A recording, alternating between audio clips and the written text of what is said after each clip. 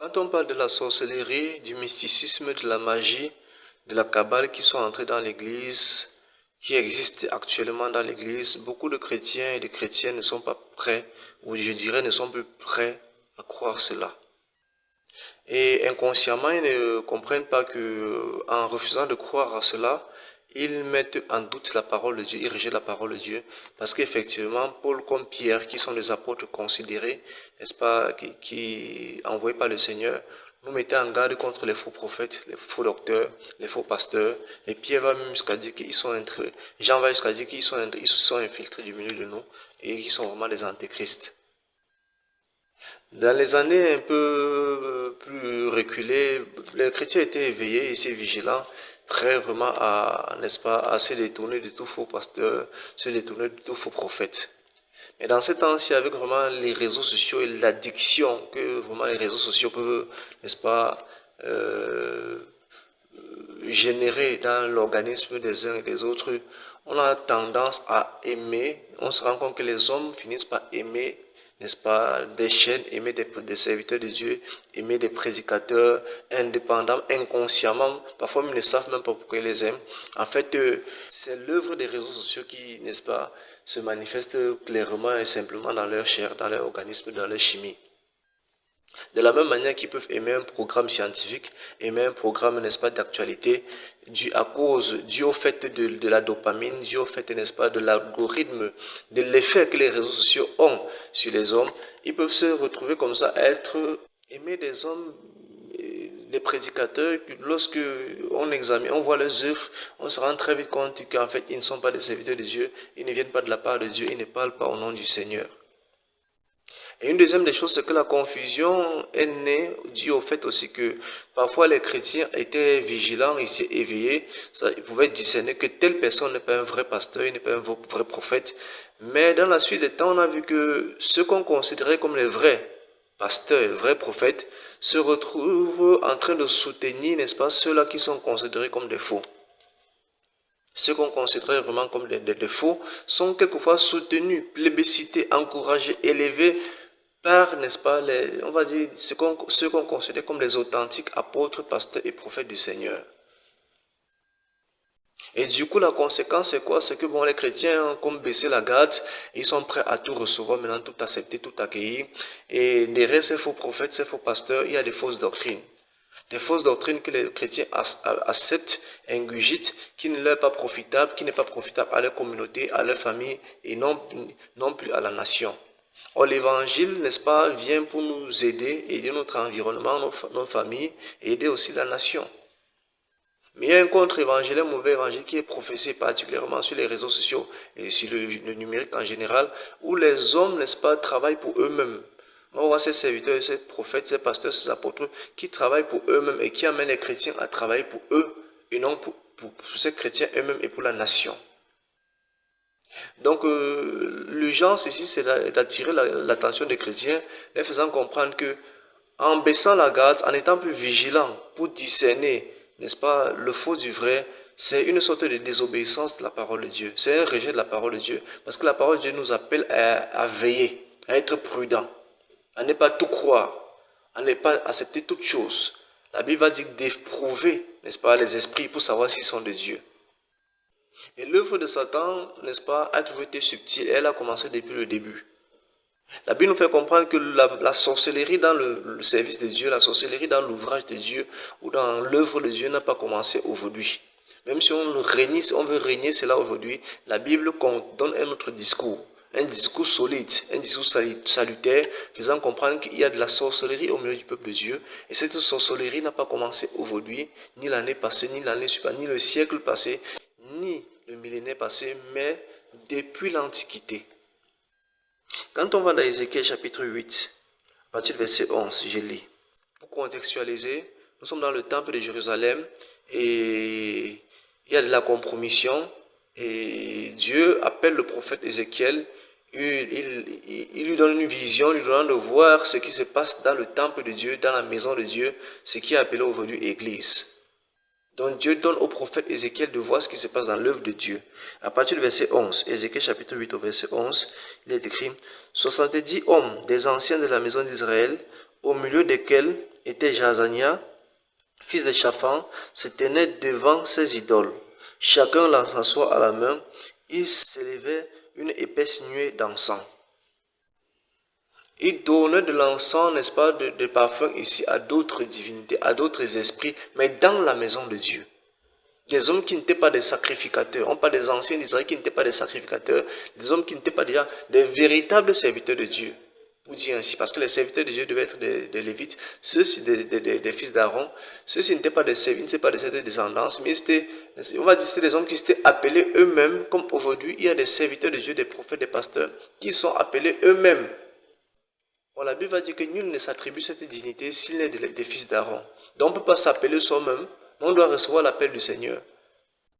Et forcément, comme on n'est pas appelé du Seigneur, on va continuer par soi-même, on va continuer par sa propre chair et faire des choses qui ne... Puisqu'on n'a pas l'inspiration divine, on n'a pas l'onction qu'il faut pour servir Dieu, on va être dans le tâtonnement, on va être dans toutes choses de... En fait, de ramasser, mélanger, faire du mélange de toutes choses pour arriver à un résultat. Et c'est là qu'on se retrouve dans la sorcellerie, c'est là qu'on tombe dans le piège de la séduction de Satan, des mauvais esprits, des démons. Et voilà, on fait alliance avec eux vraiment pour prospérer, pour émerger, pour avoir une sorte de stabilité, une certaine renommée. Comme ils le font ici, c'était certainement pour avoir certaines choses, pour des gains. Voilà pourquoi ces serviteurs, la plupart d'entre eux prêchent, n'est-ce pas, pour des gains personnels, pas pour l'utilité commune, pas pour l'émergence de la nation, pas pour le bien de leur peuple. Pas pour la gloire de Dieu, mais pour eux et leur famille, pour leur compte bancaire, je sais pas, pour leur intérêt égoïste. Donc on voit ici qu'il y avait déjà de la sorcellerie où les hommes étaient dans le temple de Dieu, dans la maison de Dieu, et ils offraient de l'encens à d'autres dieux. Au verset 12, il me dit, fils de l'homme, vois-tu ce que font dans les ténèbres les anciens de la maison d'Israël? Ils fonctionnent dans les ténèbres. Dans les ténèbres. Il a fallu que Dieu ouvre les yeux du prophète Ézéchiel pour qu'il puisse voir. Donc ces chrétiens, en notre temps, dans ces années 2024, ne pensons pas que si on n'a pas une communion avec le Saint-Esprit, une intimité avec le Saint-Esprit, on pourra voir ces choses. Non, c'est spirituellement, comme Paul va le dire, c'est spirituellement qu'on le juge. Le peuple ici n'était pas au courant de ce qui s'est passé dans le temple de Dieu, dans la maison de Dieu. Le peuple commun n'était pas au courant de ce qui se passe. Et même des sacrificateurs, des serviteurs de Dieu, de grande renommée, n'est-ce pas, les souverains sacrificateurs, on ne pense pas qu'ils étaient au courant de ce qui se passait.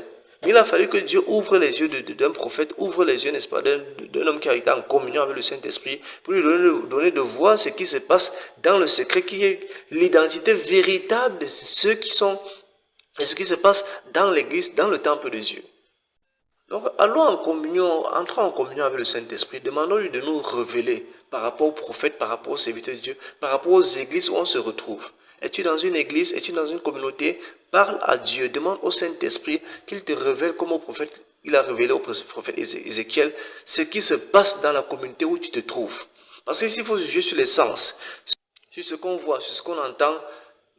On sera toujours à côté de la plaque. Parce que ce sont des choses qu'on n'a pas vues, que l'œil n'a pas vu, que l'oreille n'a pas entendu, qui ne sont pas montées dans le cœur des fils de l'homme. Comme c'est écrit dans 1 Corinthiens chapitre 2. Mais des choses que Dieu a préparées pour ceux qui l'aiment. On n'est pas ici en train de dire que nous n'aimons pas le Seigneur, que ceux-ci même qui sont égarés n'aiment pas le Seigneur. Non, c'est pas ce qu'on dit. Mais parfois les chrétiens tombent dans l'émotion, dans le sensationnel, à cause de la clim, à cause du Babylone qui met le luxe, qui fait, n'est-ce pas, briller, n'est-ce pas, les assemblées par le luxe, la peinture, les carreaux et tout ça, les costumes. Et ça fait tomber, ça charme, ça envoûte, ça baisse la garde de beaucoup de chrétiens. Et voilà, ils sont séduits parce qu'il y a des choses... Il ne veut plus être à l'écoute de l'esprit, à l'écoute du spirituel. Et il se retrouve comme ça dans la sorcellerie, en train de prier sur Internet, en train de prier, n'est-ce pas, de faire partie des communautés vraiment, n'est-ce pas, initiées vraiment à l'occultisme, initiées vraiment à la sorcellerie. Chacun dans sa chambre pleine de figures, car ils disent, l'Éternel ne nous voit pas, l'Éternel a abandonné le pays. Donc chacun dans sa chambre. Si on va dans la maison, dans les lieux intimes de ces prophètes, et qu'on vous montre ce qui se passe, vous serez dépassés. Ils disent l'Éternel a abandonné le pays. Comme ils sont appelés eux-mêmes, comme ils n'ont pas été appelés de Dieu, il est évident que lorsqu'ils prient, Dieu ne répond pas. Il est évident que lorsqu'il veut que l'Église connaisse une croissance, l'Église ne connaîtra pas une croissance. Alors qu'est-ce qu'ils font? Ils prennent les raccourcis, ils prennent les tangentes. Ils vont voir les charlatans, les marabouts, les astrologues, pour, n'est-ce pas, avoir les dons, les capacités, n'est-ce pas, les gris-gris qui vont les permettre d'émerger. Parce qu'ils disent que Dieu les a abandonnés. Oh, Dieu ne les a pas abandonnés, c'est que Dieu ne les connaît pas dans le ministère. Dieu ne les a pas appelés. On ne veut pas forcer Dieu, n'est-ce pas, de travailler avec quelqu'un que Dieu ne reconnaît pas.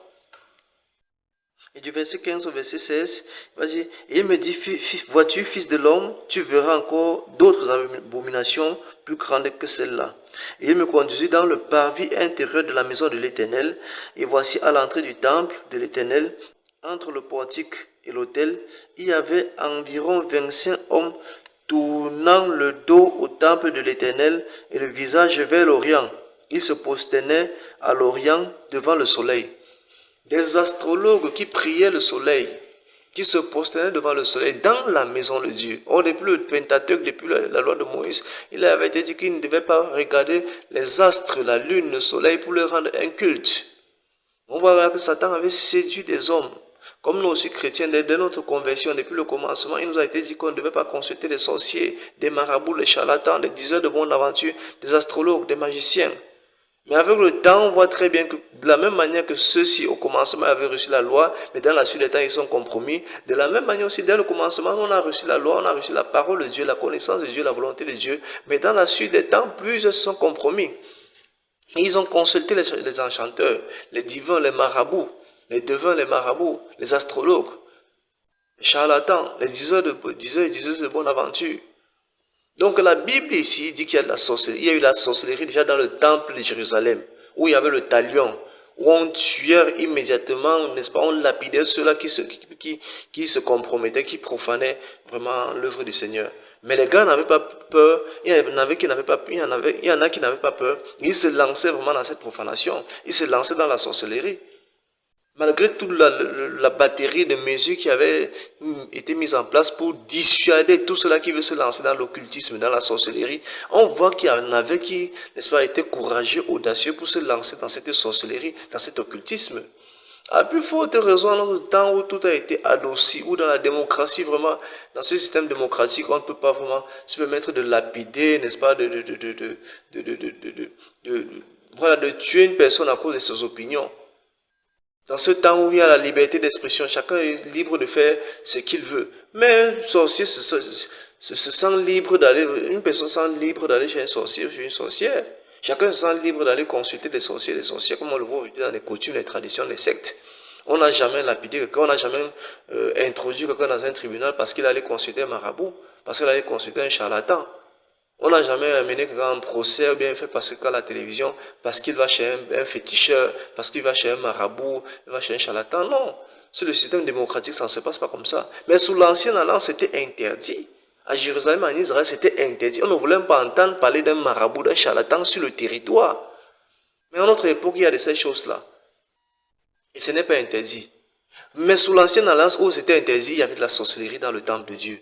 Et aujourd'hui, où tout est permis, on va dire qu'il n'y a pas de la sorcellerie dans l'église, il n'y a pas de la sorcellerie dans la maison de Dieu, entre guillemets, dans les assemblées, dans les ministères, parmi les serviteurs de Dieu. Quand c'était dangereux, rouge, terrible, délicat, il y avait de la sorcellerie au sein des serviteurs de Dieu. Aujourd'hui, il y a un libertinage. Comment les hommes peuvent se dire qu'il n'y a pas de la sorcellerie? Et même quand les hommes seraient dubitatifs, ils seraient en train de douter. Qu'est-ce que la Bible dit à ce sujet? Qu'est-ce que la Bible dit à ce sujet? Pour finir, prenons ce que la Bible dit. Nous sommes dans le livre de Pierre. 2 Pierre chapitre 2. À partir du verset 1er. Il y a eu parmi le peuple de faux prophètes. Il y en aura de même parmi vous de faux docteurs qui introduiront des sectes pernicieuses et qui, régnant le maître qui les a rachetés, attireront sur eux une ruine soudaine. Et ce qui est curieux, c'est qu'au verset 2, il va dire, plusieurs les suivront dans leur dissolution, et la voix de la vérité sera calomniée à cause d'eux. Verset 3, par cupidité, ils trafiqueront de vous au moins des paroles trompeuses. Voilà, des orateurs, pas plus ou moins, n'est-ce pas? Ils trafiquent, ils exploitent les chrétiens, ces faux prophètes. On dit qu'il y a eu au milieu des peuples, du milieu du peuple d'Israël, plus de peuples, n'est-ce pas, des faux prophètes, des faux enseignants, des faux docteurs. La Bible dit que de même parmi nous, il y en aura. Il y en aura. Donc, chrétiens, ce sont d'être naïfs. Ce sont de tout croire. Il y a la question de savoir comment les reconnaître. Et bien, Matthieu 7 nous fait comprendre que c'est au travers de leurs fruits. Quand les fruits ne sont pas conformes à l'évangile, il n'y a pas de dire que nous sommes des hommes. Il n'y a pas de dire que tout le monde est faillible. Il n'y a pas de dire que qui n'a jamais péché. Non. Quand on perçoit chez un serviteur des fautes courantes, constantes, il faut s'éloigner très vite de celui-là. Pareillement chez une servante, prophète, prophétesse, pareil, n'est-ce pas, de pasteur, je ne sais pas moi, doctoresse, je ne sais pas, apôtresse, je ne sais pas. Dès qu'on constate déjà une récidive, une conjugaison de fautes, une répétition des fautes, ce sont des signes indicateurs de l'accomplissement, n'est-ce pas, de cette prophétie que Pierre a donnée. Qu'il y aura parmi vous de faux. Prenez garde, parce qu'ils vont s'égarer et égarer aussi ceux qui vont les écouter. On dit que plusieurs vont les suivre. Plusieurs vont les suivre. Plusieurs seront connectés sur les pages Facebook, connectés sur les comptes Instagram, connectés sur les comptes TikTok, connectés, abonnés sur les comptes YouTube. Plusieurs les suivront. Et la voix de la vérité sera calomniée. La voix de la vérité qui est la vérité, qui est vraiment cette lutte contre les faux, lutte contre le faux évangile, lutte contre le faux message, lutte contre les faux prophètes, lutte contre les œuvres des ténèbres, lutte contre vraiment les œuvres de Satan, elle sera calomniée, elle sera affaiblie. Tout ceci pour qu'on ne dise plus qu'il y a des faux, pour qu'on accepte tout. Et c'est le temps où nous sommes maintenant, la voix de la vérité a été calomniée. Plusieurs ne veulent plus qu'il y a des faux, qu'il y a des faux pasteurs, des faux prophètes, des fausses prophétesses. Il faut seulement que tous ceux qui sont sur les réseaux, tous ceux qui sont dans les coins des rues, tous ceux qui sont dans les quartiers, qu'on les croit, qu'on les accepte. Voilà l'œuvre de Satan. Frères, repentons-nous, revenons à l'évangile, lisons la Bible vraiment. Avant d'écouter ce que les hommes disent, que nous-mêmes nous ayons la connaissance vraiment de ce qui est écrit. Celui qui a la connaissance de ce qui est écrit, celui qui lit sa Bible, comme c'est écrit là chaque jour, ne pourra pas facilement être séduit. Ne pourra pas facilement être égaré. Celui qui lit et qui obéit, parce que tout n'est pas de lire. Il faut lire et se laisser conduire par elle. On peut lire et ne pas se laisser conduire par elle. On peut lire et ne pas la croire. Maintenant, ceux qui la croient et qui veulent se laisser conduire par elle, ce qui est sûr, c'est que la parole de Dieu ne conduira jamais une personne dans la confusion, dans la perdition, dans l'égarement. Voilà, elle conduira toujours son peuple sur le droit chemin, le juste chemin, le chemin qui est salutaire, le chemin de la vie éternelle, le chemin qui glorifie Yahweh.